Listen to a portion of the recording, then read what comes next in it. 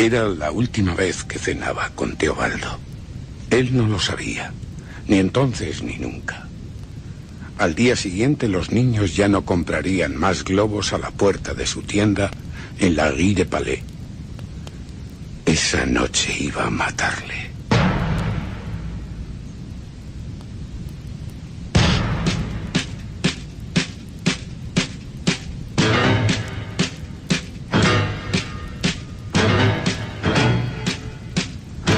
Un hombre puede tolerar la infamia, las injurias, incluso la vergüenza, pero jamás la deshonra. ¿Cuál es la diferencia, os preguntaréis, entre todas estas acusaciones? Yo la veía claramente aquella noche sentado a la mesa del conde de Verlaine, con Teobaldo a mi lado como siempre, magnánimo de palabra, con su verbo eternamente insatisfecho, al servicio de su vanidad. Yo le odiaba más que nunca en aquel momento, por su afrenta y por aquella habilidad especial para cautivar a sus oyentes. Es curioso comprobar cómo trabaja la mente humana. Yo no prestaba la menor atención a mi amigo, ocupado como estaba en planear su muerte. Sin embargo, le recuerdo allí, de pie, con una copa en la mano, aleccionando al resto como un falso mesías. Su charla se desvió con sorprendente sencillez del último escándalo político a los avances más recientes en el campo de la aerostática. Aquí Teobaldo nos aseguró que guardaba una sorpresa para disparar la venta de sus globos durante la festividad de Nuestra Señora. Aún creo estar viendo a la misma Madame Verlaine sostener una conversación estúpida con mi amigo, cuando éste creyó oportuno dejar de exhibirse y volvió a tomar asiento, y las palabras de elogio que dedicó a aquellos curiosos cacharros y su capacidad milagrosa para alzar el vuelo. Necia, necios todos, incluido yo, tan sonriente, tan fingidamente cordial. La mujer debió creer en un sincero interés por mi parte al verme asentir con vehemencia a sus palabras. Cómo reía yo por dentro. Aquella dama gesticulante se parecía notablemente a mi esposa. ¿Engañaría también a su marido como lo había hecho Eleonor conmigo? Probablemente sí, y quizá con el mismo hombre, con Teobaldo. Miradle ahora cómo se entretiene jugueteando con los cubiertos entre sus dedos, mientras la rubia Cherison le explica que se trata de acero damasquinado. Una extravagancia del conde Verlaine para ennoblecer su mesa. Yo conozco esa expresión en el rostro de mi amigo. Es la del ladrón que se divierte a costa de la ingenuidad de sus víctimas. Nadie le ha visto esconder un salero de plata en el bolsillo hace tan solo un momento. Nadie, salvo yo. Todos disfrutan con su peculiar ingenio. Parecen seguros de conocerle. Jamás atribuirían su riqueza a algo que no fuera la constancia en el trabajo. Nadie sospecharía que un pobre ayudante de alguacil hubiera podido ganarse un lugar privilegiado en las casas más importantes de toda Francia. Nadie, salvo yo. Bernier ha propuesto un último brindis y todos se levantan de la mesa. Nadie rehúsa celebrar la llegada del nuevo siglo. Nadie salvo yo. Aturdido, me dirijo al balcón y una explosión de luz me hiere los ojos. La mayoría corre a la terraza a contemplar los fuegos y mi soledad se ve pronto interrumpida. Allí abajo, el pueblo chilla en las callejuelas infectas entre el humo y el griterío. Las siluetas se tambalean fantasmagóricas a través de la niebla que produce la pólvora. Cuando entramos, la Cherison empieza a besar de manera escandalosa a la viuda de Armand. Los demás corean sus nombres y aplauden para que la farsa continúe, a pesar de los desesperados intentos de la mujer por apartar sus labios de los de ella. La viuda acaba cediendo finalmente y la rodea con sus brazos ante la algarabía del resto de invitados. Aquel espectáculo decadente me enfermó.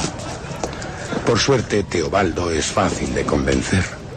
Le arrastro hacia las escaleras y salimos sin despedirnos, al comprobar que aquello tiene todo el aspecto de convertirse en una inesperada orgía. Bajamos a la plaza y nos sumergimos en el bullicio, en medio de aquel oleaje febril y ensordecedor que festeja la muerte decimonónica. La ausencia de identidad entre rostros desconocidos me seduce. Una mujerzuela se ha acercado a nosotros y sin mediar palabra se ha bajado la parte delantera del vestido. Teobaldo suelta una carcajada al ver aquel pecho desmesurado y grotesco que cuelga sobre el escote.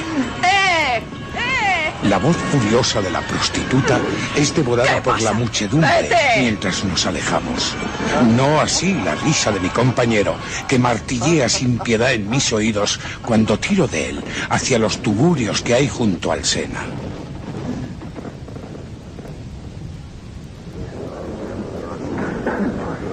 La siguiente imagen que veo es la de Teobaldo y yo, torturándonos con vino espeso en algún casino de Montchabrol. Nadie parece extrañarse que el desalmado que le obliga a beber apenas pruebe de su propio vaso. Nadie salvo yo. Vamos ya de regreso. ¿Qué digo? Más bien soy yo el que va con él, pues no se tiene. Cruzamos de manera furtiva por calles menos transitadas, donde la pestilencia se impone al olor dulzón de la bebida. Sigo hablándole sin descanso, con la locuacidad que me faltó durante la cena, hasta que el inesperado tintineo de sus botas dispara mis temores. Si lo que entrechoca con sus espuelas es el sable prusiano con el que acostumbra impresionarnos en nuestras reuniones, podría encontrarse en un serio apuro, pues su destreza con las armas, al igual que con las mujeres, siempre ha sido digna de temer, más aún estando borracho. Le pongo súbitamente contra el muro, apresurándome a descubrir su uniforme. Pero allí no hay sable, ni espuelas. Riéndome por mi estupidez, vuelvo a empujarle por el camino empedrado. El infeliz no parece acusar mis continuos sobresaltos. Está demasiado atento al movimiento de las paredes de la callejuela, que según me dice... ¿Tú ves? Tan pronto están aquí, como se alejan para permitirme el paso. Sí, tan pronto están aquí. En otro tiempo me hubiera divertido con su borrachera y él con la mía. Pero esta noche no. Esta noche su destino es el pozo de mi jardín. Abro la portezuela de la valla y maldigo cuando el insensato se pone a cantar. Lo hubiera estrangulado allí mismo. Busco miradas curiosas a través de alguna ventana, pero solo escucho el ladrido lejano de un perro. Siéntate aquí, compañero, que voy en busca de la llave. Aún te falta probar la mejor de las bebidas, la de la muerte. La reservo para ti. Él hizo vagas referencias a la oscuridad mortal que reinaba en mi casa y se extrañó de la ausencia de Leonor. Aquello me afectó profundamente, pues no recordaba haberle mencionado el nombre de mi esposa. Aunque superando mi dolor, conseguí informarle de que mi mujer había marchado a celebrar la Navidad con su hermana a Béziers. Teobaldo se contentó a medias con la explicación que yo le di, pues comenzó a sacar globos de su faltriquera con aire distraído, mientras yo quitaba la tapa del pozo. Él seguía tan ciego a mis maquinaciones que lo único que hizo fue reprenderme por guardar la llave en un sitio tan absurdo. Ha inflado su segundo globo después de dejárselo caer varias veces y recoger las otras tantas del suelo. Al soltarlo, El globo describe un rápido movimiento ascendente y va a estrellarse irremisiblemente contra mi rostro. Teobaldo estalla en una feroz carcajada, pero ya no hay nadie allí para reírse con él. Nadie salvo yo. Le invito a que mire la negrura del pozo. Él logra ponerse en pie y se acerca con cierta torpeza, intentando vencer la náusea que le provoca la altura. Mira, Teobaldo, hace un par de días quedaba algo de agua. ¿Agua? Hoy el pozo está seco. Pero nosotros no, ¿eh? No, he mandado tapar el acceso inferior. No quiero verlo lleno jamás. ¿Entiendes? Oh, sí, claro, sí, entiendo. ¿Por qué no iba a entenderte? ¿Qué no quieres? Pues eso. Todos tenemos un pozo aquí dentro. ¿Un pozo dentro del pecho? El mío hace tiempo que se secó. Si tú lo dices. Teobaldo seguía mirando el interior del pozo, boqueando fatigosamente. ¿Se habría dado cuenta de mi acusación? No esperé a averiguarlo. Dándole por el cuello, le golpeé contra la polea metálica. Con tal fuerza que el cubo que colgaba del centro empezó a bailotear juguetonamente. Como yo esperaba, el impacto no fue definitivo y mi amigo quedó en el suelo, sumido en una especie de ronroneo.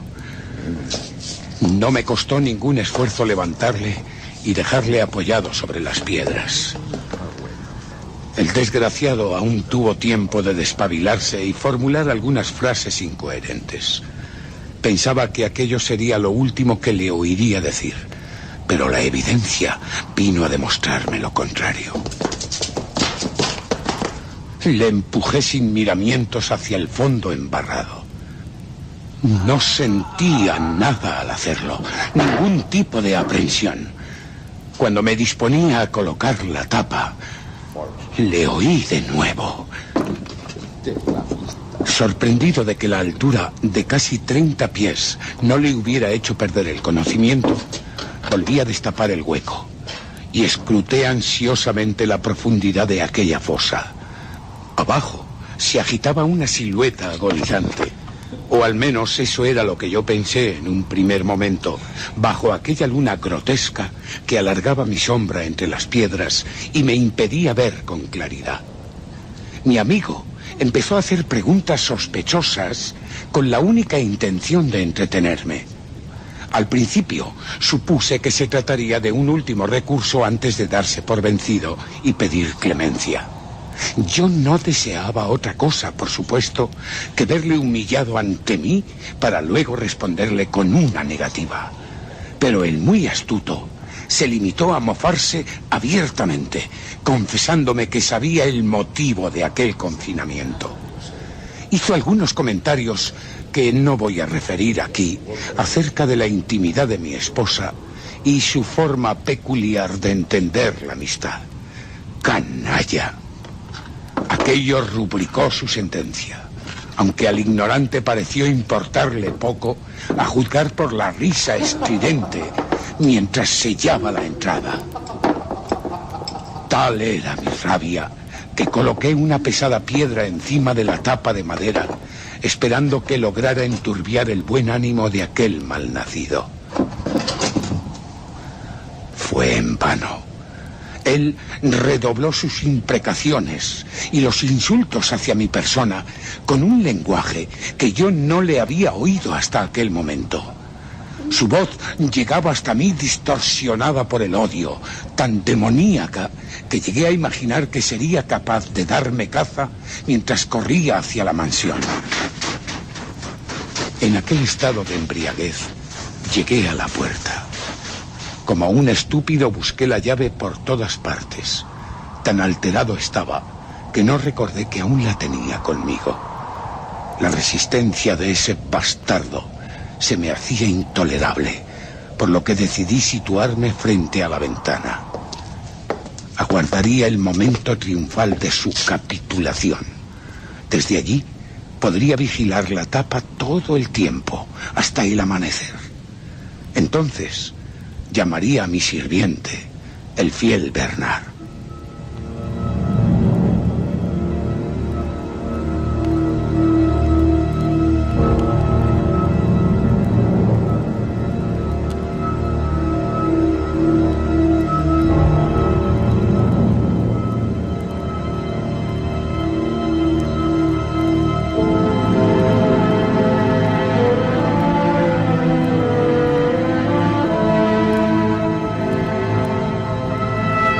Lo siguiente que recuerdo es una tensa espera en la que mis sentimientos luchaban entre sí, rogando unas veces para que mi víctima no pudiera escapar de aquella prisión, y otras, sin embargo, deseando que la tapa se moviera para que lograra salir y poder darle muerte allí mismo.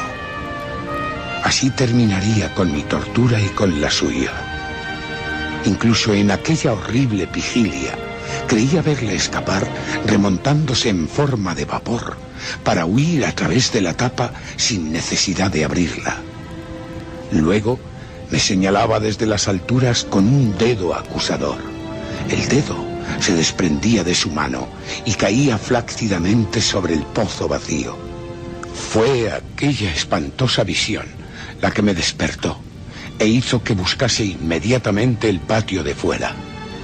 Pese a la humedad que me corría por el cuello y empapaba mi camisa, sentí un indefinible alivio. La piedra continuaba allí, sobre la tapa de madera, y el pozo ofrecía un aspecto menos amenazador con las primeras luces del día.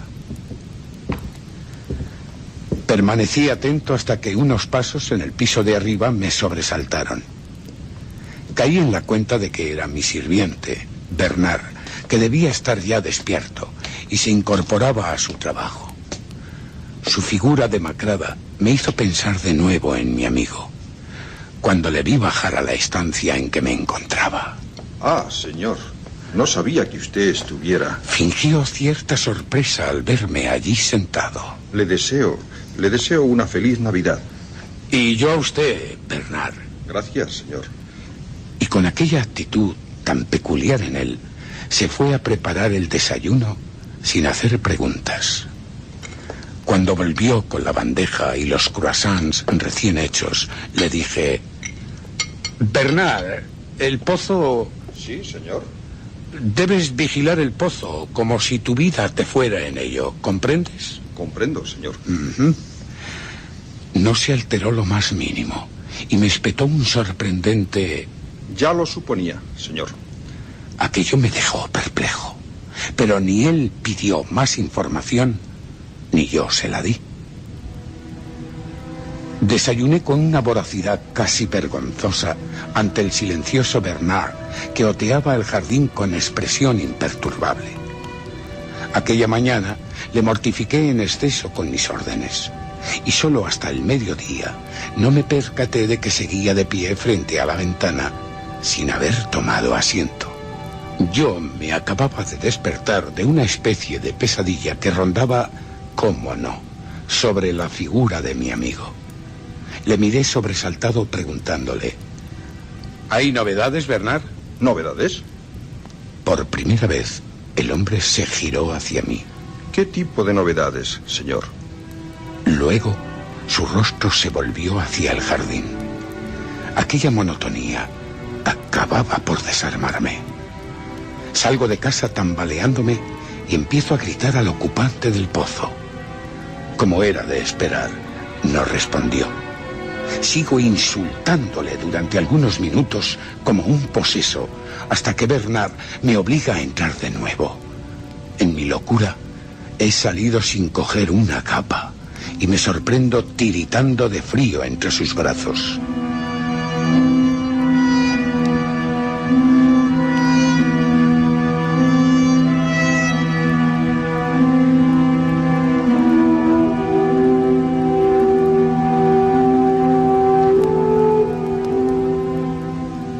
El día ha transcurrido de manera sombría mientras nos turnábamos el uno al otro para poder descansar.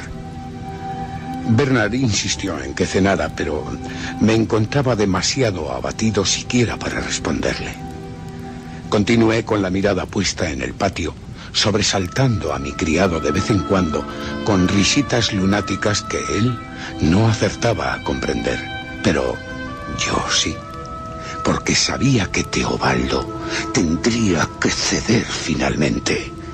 Yo calculaba que no podría pasar más de 3 noches sin probar bocado ni beber agua. Tendría que arrastrarse para suplicarme que lo sacara de allí.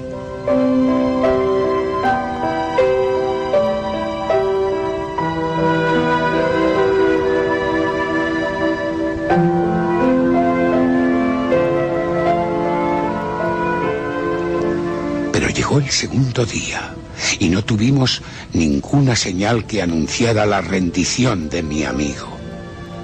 Lo último que recuerdo antes de caer dormido es a Bernard regresando para ocupar su sitio junto a la ventana. Sé que me dio las buenas noches y luego me tapó con una manta, aunque a la mañana siguiente me encontré desarropado y muerto de frío, y mi fiel criado seguía allí, de pie, sin apartar la vista del pozo. Ya no pude resistir más.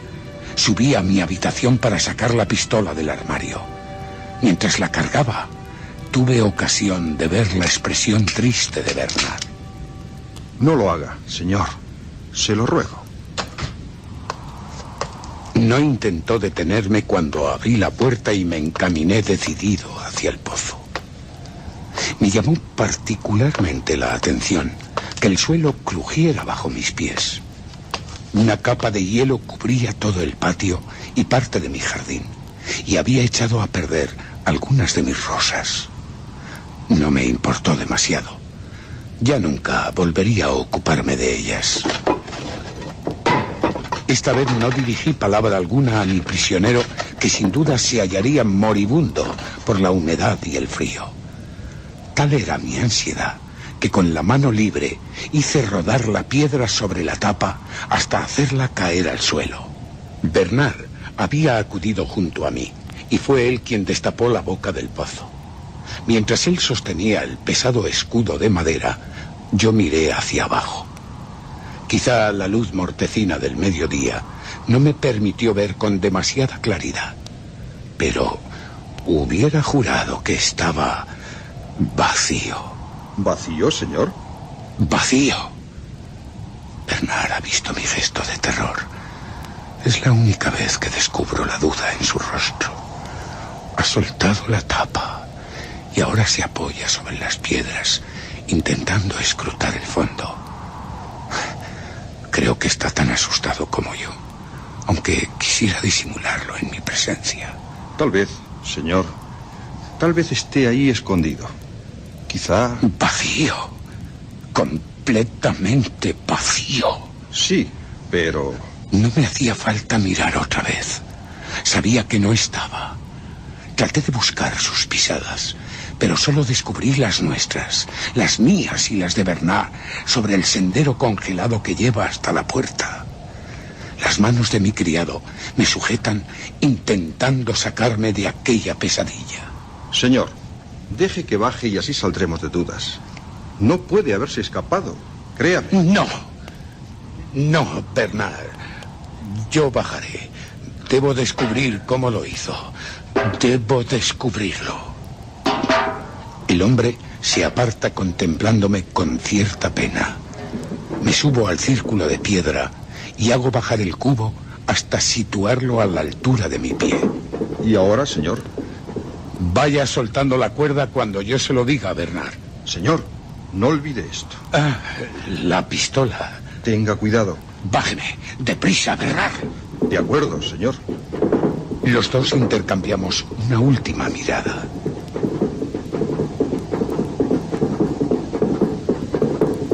Él obedece con lentitud. El miedo crece en mi interior a medida que desciendo, mientras la oscuridad me va devorando paulatinamente. Cuando el cubo choca por fin contra el suelo embarrado, siento una extraña sensación de alivio y recelo.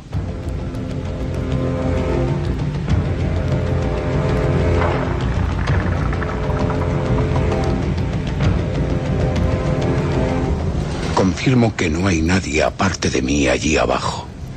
Tampoco ningún escondite secreto por el que pudiera haberse escapado. Teobaldo ha desaparecido. Y así se lo hago saber a mi criado. Estoy temblando de nuevo, pero me obligo a mí mismo a calmarme para poder pensar mejor. Ahora que mis ojos se han acostumbrado a la penumbra, empiezo a reconocer el lugar. Veo claramente la pared de piedra, en cuyos resquicios no puedo meter mis dedos, más finos que los de Teobaldo. No, así no pudo huir. También habría intentado sacar los ladrillos para conformar una especie de escalera. Pero le hubiera resultado completamente imposible moverlos. Y más imposible aún tratar de colocarlos en su sitio. Y concediendo este absurdo, llegamos a otro aún mayor. Que esta tarea le hubiera llevado más de una jornada. Y nunca hubiese podido quitar la tapa sin que le viésemos nosotros desde la ventana. Si yo hubiera sido una persona supersticiosa, me habría pegado un tiro allí mismo con el arma que tenía en mis manos. Pero el pensar me había devuelto algo de cordura, aunque la evidencia estuviera a punto de arrebatármela de nuevo. Me aferré precisamente a esa evidencia, la única de que disponía. Mi amigo había conseguido escapar. Por lo tanto, debía haber un procedimiento coherente que explicara su fuga. Partiendo de este hecho, retrocedí en el tiempo hasta situarme justo en el instante en que lo arrojé al pozo. Recuerdo que me llamó para que volviese a abrir la tapa. Ahora entiendo aquel interés. No le preocupaba lo que pudiera decirle. Su atención se centraba sin duda en que yo siguiera con la tapa abierta para cerciorarse de las dimensiones del pozo y buscar alguna grieta en la construcción. Pero no encontró fisura alguna en la pared, como tampoco la aprecio yo ahora. Por tanto, debió ayudarse de algo para escalar hasta arriba. Él no llevaba más que la faltriquera de cuero colgada de su cinturón, y lo único que tenía dentro eran algunos globos y un salero de plata, por supuesto. Es para echarse a reír. Con eso era imposible la huida. Tendría que haber dispuesto de muchos globos para elevarse, concediendo por buena esta hipótesis tan fantástica, y contar con un elemento adicional que le permitiera llenarlos de un gas más ligero que el aire, lo cual parece ridículo, pues ni lo llevaba encima, ni tuvo ocasión de fabricarlo. Puedo jurar que no había nada más en su bolsa, porque el dinero que guardaba lo habíamos gastado ya en bebida, y le hubiera resultado ciertamente complicado valerse de simples monedas para escalar esta pared.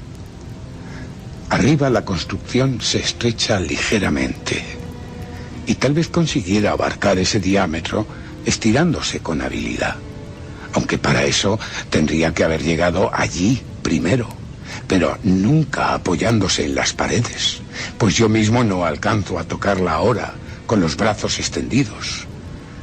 Dios mío, empiezo a volverme loco. Bernard me ha dado una voz para saber si me encuentro bien, y no he respondido. Continúo ahí, asomado a la espera, pero él no puede ayudarme. Teobaldo ha dispuesto el juego entre nosotros dos. Pues bien, juguemos. No recuerdo que me arrebatara nada mientras le arrojaba aquí dentro. Ni siquiera forcejeó conmigo, pues estaba aturdido todavía por el golpe. Entonces debía llevarlo ya encima, escondido en algún sitio. Intento pensar con rapidez.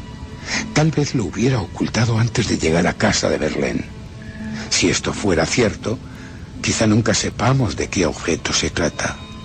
Pero lo curioso es que yo le había registrado por el camino cuando me sorprendió aquel ruido metálico debajo de... Por todos los santos, qué estúpido he sido. Ahora lo veo claramente. Yo aparté la capa y comprobé que no escondía su sable de oficial, ni llevaba las espuelas metálicas. Entonces, ¿qué fue lo que oí? Yo, demasiado alterado por el crimen que iba a cometer, solo me preocupé de mi seguridad, sin caer en esta evidencia y sin descubrir el sitio en el que se ocultaba la llave de su salvación. Y las botas. Allí estaba seguro, pues el pantalón abombado se introducía dentro de su calzado y el objeto quedaba fuera de miradas curiosas como la mía. Por fin empiezo a formarme una idea de lo que podía esconder mi amigo allí dentro. Mientras subíamos las escaleras hacia el salón del conde, no escuché ese misterioso ruido. Ni yo ni mis compañeros, lo que sin duda hubiera provocado entre nosotros comentarios y alguna que otra broma al suponer que Teobaldo hubiera traído su sable para alardear como en otras ocasiones. Sin embargo, no fue así. Entonces tuvo que ser durante la cena cuando logró hacerse con el misterioso objeto o los objetos, porque uno solo no le hubiera bastado, ya que debía apoyarse constantemente para ir subiendo. 2 al menos, ¿qué digo?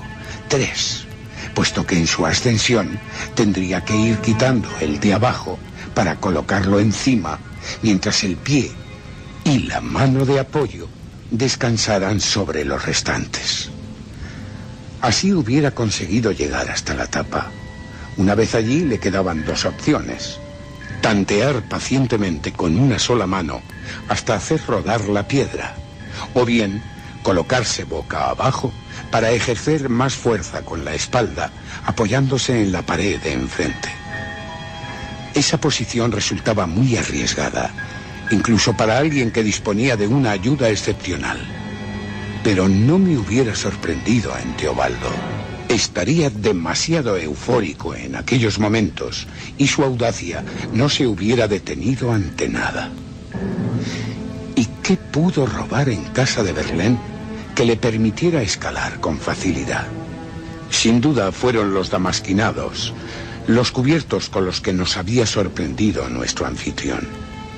Yo sabía de la resistencia de aquel acero toledano, igual que mi amigo, que lo había aprovechado tan oportunamente para evadirse. Primero, insertaría los cuchillos en la pared. Si alguno se le resistía, podría martillearlo con la cuchara si era necesario. Los tenedores, gracias a su forma, serían muy útiles para salvar la pequeña inclinación de arriba. Simplemente perfecto. A estas horas, el bueno de Verlaine ya habría despedido a su doncella, dando por hecho que alguna negligencia suya explicara la desaparición de los cubiertos. Le encantaría saber que Teobaldo se los robó mientras contemplaba los fuegos artificiales desde la terraza. Es curioso. Otro marido engañado por el mismo hombre. Este consuelo ridículo se esfuma con las quejas de Bernard, que se empeña en bajar allí conmigo. Lógicamente me opongo a ello y le ruego que me conceda unos minutos. No necesito más tiempo. Queda aclarado el asunto de las huellas, o mejor dicho, el de la ausencia de ellas, pues parece evidente que de no encontrarse entre las que hemos dejado mi criado y yo, es porque las suyas nunca estuvieron sobre la capa de hielo. Por tanto, tuvo que escapar la primera noche cuando el jardín seguía intacto y yo me encontraba solo. Aprovechó sin duda una de las escasas distracciones en las que me venció la somnolencia, a pesar de lo cual pude ver que la tapa y la piedra seguían en su sitio. Obviamente la intención de mi amigo no era colocarlas, sino escapar lo antes posible. Pero después de salir y descubrir que yo estaba frente a la ventana, sin reaccionar ante su huida, supuso acertadamente que había caído rendido. Aún me maldigo por su buen criterio. También puedo imaginar su cara de satisfacción mientras ponía todo en su sitio y desaparecía sin dejar rastro.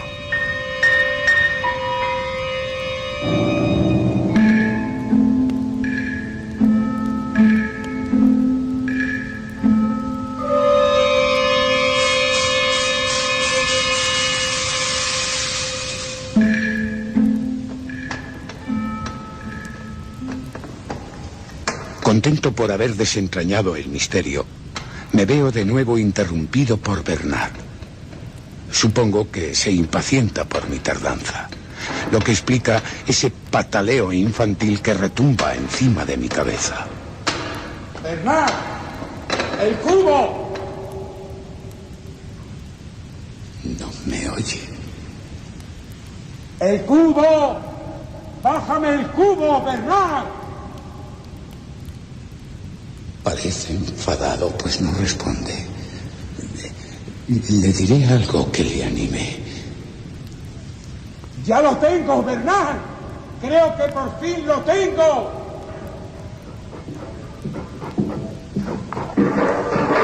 Baja la cuerda. El cubo. Subiré. Basta con introducir el pie en él y que Bernard tire de... Dios mío. En el cubo está la cabeza de Bernard. ¡Santo cielo! Y su mirada. Teobaldo. Esgrime uno de los cubiertos de Berlín. Un cuchillo manchado de sangre. Y va a cubrir el pozo con la tapa.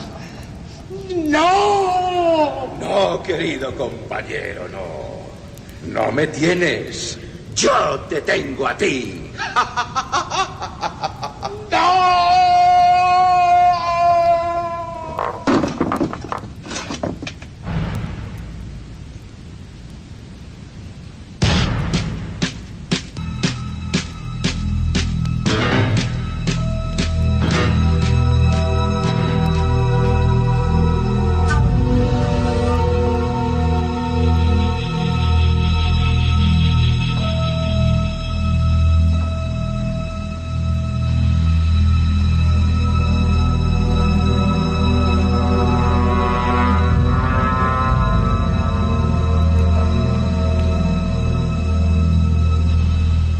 Extraordinario, sorprendente, magnífico relato, el enviado por Óscar Sacristán López.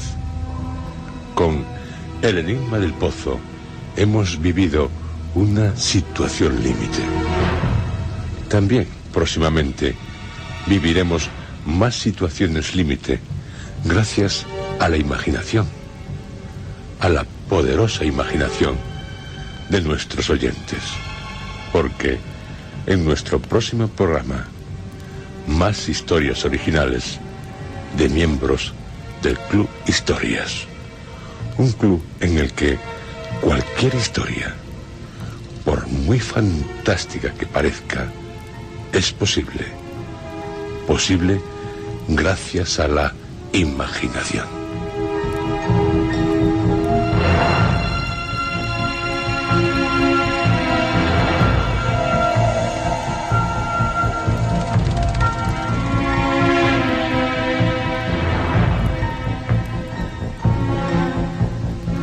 A este ciclo, el segundo, dedicado a los originales que nos enviaron, seguirán otros que, al igual que este, serán anunciados oportunamente. Si la historia que nos envió no se emitió en el primer ciclo y tampoco se emite en este, no crea por eso que no se emitirá. Pero, como comprenderán, no podemos ofrecerlas todas al mismo tiempo. Fueron muchos los originales que nos enviaron. Así que, paciencia, todo llega.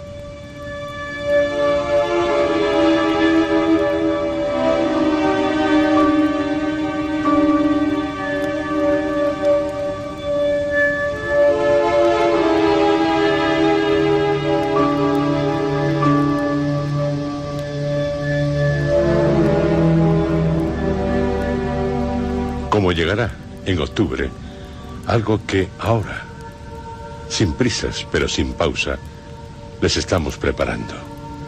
Algo que, no nos cabe duda, están deseando todos ustedes. La revista de este programa.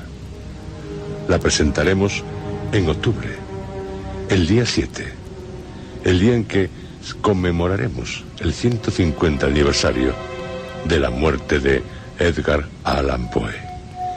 Él siempre quiso publicar su revista, Die Style, el estilo. Nosotros, en su honor, la llamaremos el estilo Poe, Die Poe Style. Sí, en honor del maestro del terror, del misterio, precursor de la novela policíaca, de la ciencia ficción. Ya les hablaremos de el estilo Poe, de Die Poe Style. Estamos seguros de que, así como de historias, han hecho un programa de culto, también de culto harán esta revista, nuestra revista.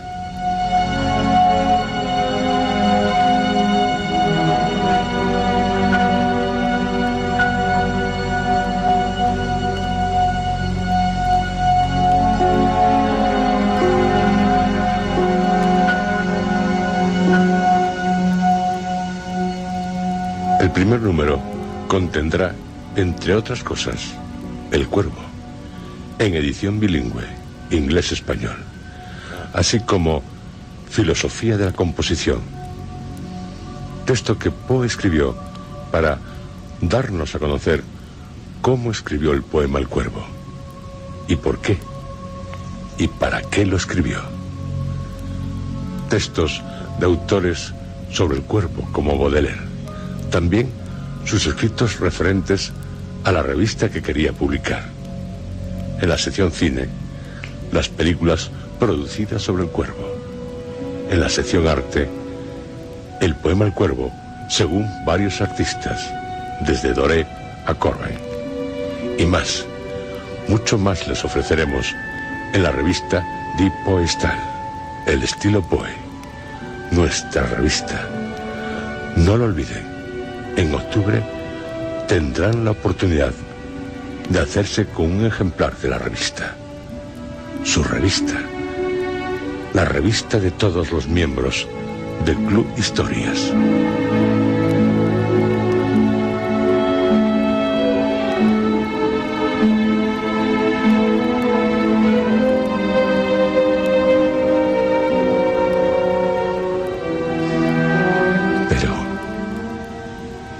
Pero ahora, ¿qué me está pasando?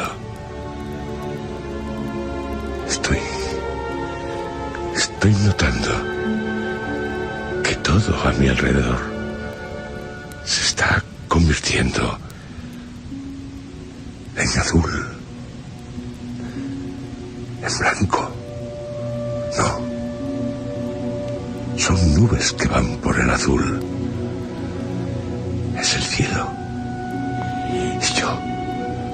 Y yo ahora voy volando por el cielo. Vuelo hacia alguien. Voy hacia una mansión. La estoy viendo. Vuelo. Tengo alas negras y me voy acercando. Me voy acercando a una ventana. Detrás de la ventana veo a alguien. ¿Acaso será usted? ¿O usted? Me voy acercando a la ventana. Me poso en el alféizar. Pliego las alas y picoteo. ¿Sabe lo que está ocurriendo? Le está llamando el cuervo para decirle nunca más.